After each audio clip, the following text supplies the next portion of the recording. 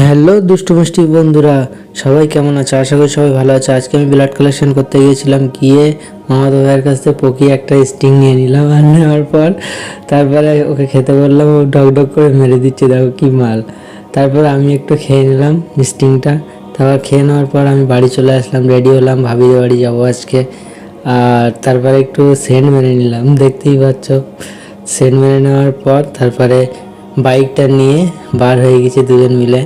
এখন ভাবিদের বাড়িতে যাচ্ছি দুপুরবেলা খেতে, ভালোই মজা করে খাবো আজকে।